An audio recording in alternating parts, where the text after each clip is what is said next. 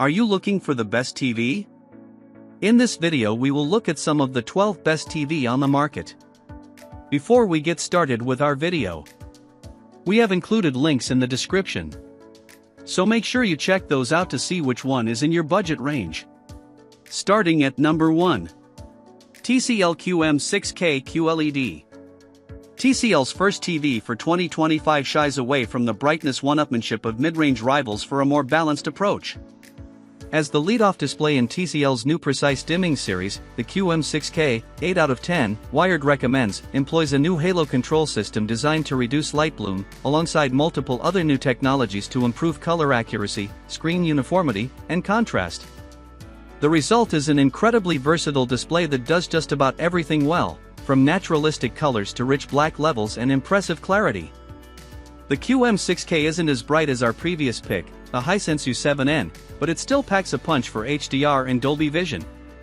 Along with its new screen tech, the TV gets a stout gaming update for 2025, including a loaded gaming bar, a high-refresh screen with VRR, variable refresh rate, at up to 144 Hz, and its zero-delay transient response for low-lag gaming.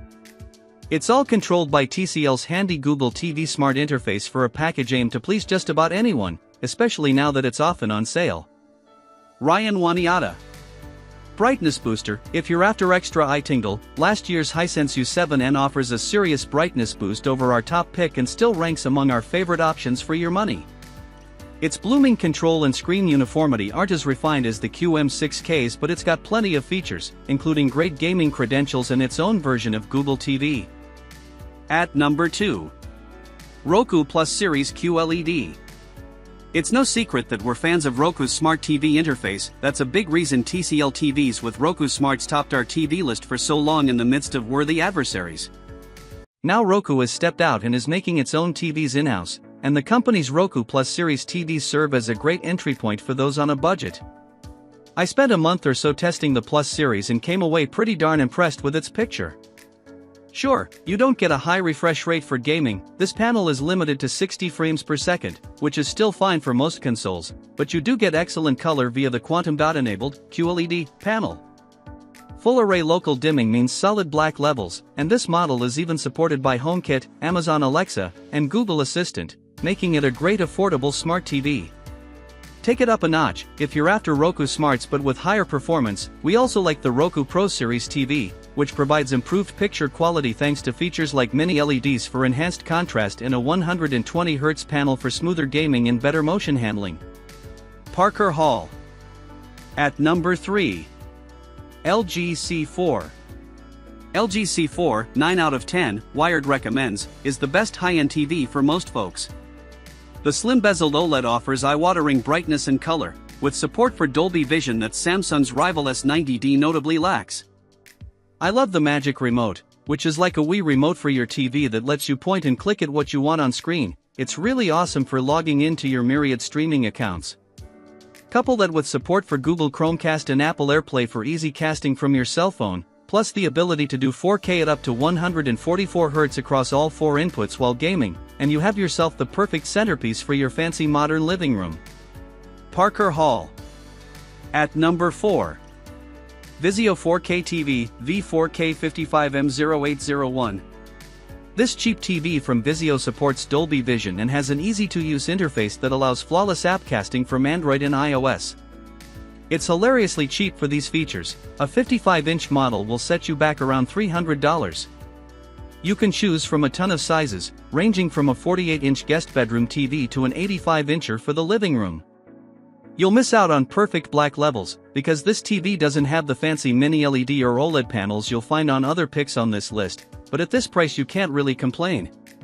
These TVs look shockingly good and can even game at 120 frames per second in 1080p, which is all that anyone really needs for most consoles. Parker Hall. At number 5. Panasonic Z95A OLED. Sometimes you get a TV that hits all the right notes from the moment it glows. Panasonic's new Z95A OLED, 9 out of 10, Wired recommends, is that TV. With a meticulously tuned version of LG Display's top OLED panel at its core, this TV is fabulously bright, offset by fantastic shadow detail, excellent reflection handling, and the perfect black levels for which OLEDs are praised. Details are crisp, with excellent upscaling, while the colors are rich, deep, and natural.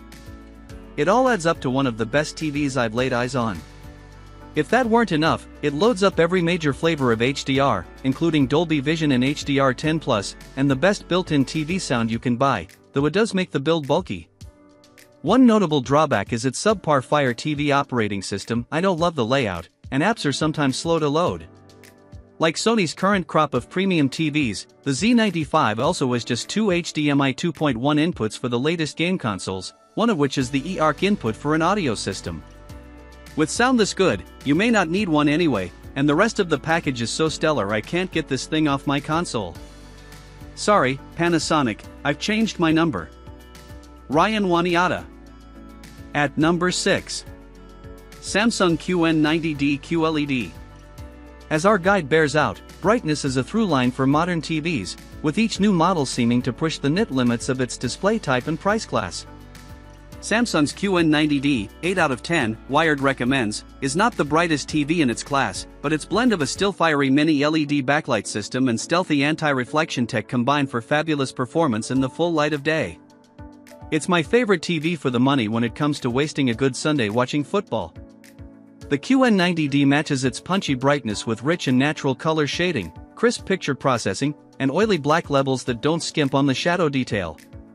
Its standout motion response makes it great for gaming, as do extras like VRR, variable refresh rate, at up to 144 Hz across 4 inputs and a dedicated game hub. It's not all gravy, as the TV sometimes reveals light bloom in the dark and over-sharpened artifacts with lower quality content. Off-axis viewing isn't as good as OLED TVs, and Samsung obstinately omits Dolby Vision HDR. Still, the QN90D's premium picture and brightroom brilliance make it a top pick for the right space. Ryan Waniata. At number 7. Hisense U8N QLED. TVs have gotten insanely bright of late, and the Hisense U8N, 8 out of 10 Wired recommends, is among the brightest of the new order. While its searing skills oddly vary between sizes, the 65-inch and 75-inch models offer peak brightness that nearly doubles last year's already brilliant U8K, 8 out of 10, Wired recommends, in some modes. That kind of spectacle takes some getting used to, but it pairs with the U8N's quantum dot colors for dazzling performance. An onboard ambient light sensor can help keep the sparkles in check when the sun goes down, while the TV's mini-LED backlight dimming system allows for fantastic contrast in black levels. The U8N adds good usability thanks to a loaded Google TV interface, a speedy 120Hz panel, and plenty of gaming features, including dual HDMI 2.1 ports for standards like VRR and ALLM to pair with the best gaming consoles and PCs. The upgraded pedestal stand adds some class, too.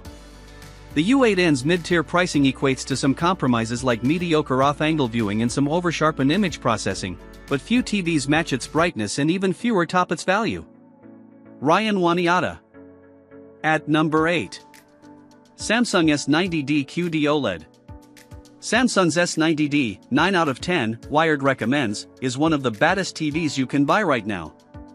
Its OLED display provides incredible contrast thanks to fabulous black levels and great brightness for an OLED, while the use of quantum dots, available in the 55-, 65-, and 77-inch models, brings intense yet natural colors. Its gaming bona fides include 144 Hz refresh rate support across all 4 HDMI inputs, VRR, and built-in cloud gaming for Xbox, Luna, and others. Gaming aside, I loved everything I watched on this TV, from 4K HDR Blu-rays to the 2024 Olympics. While it doesn't offer Dolby Vision HDR support, Samsung opts for HDR10+ instead. The S90D is otherwise fully loaded at a price that's well below flagship models. Ryan Waniata. At number 9. Sony A95L. Sony's A95L, 9 out of 10, Wired recommends, is among the best-looking TVs I have ever seen, adding quantum dots to an OLED display for striking colors and an even brighter picture than its fantastic predecessor, the A95K.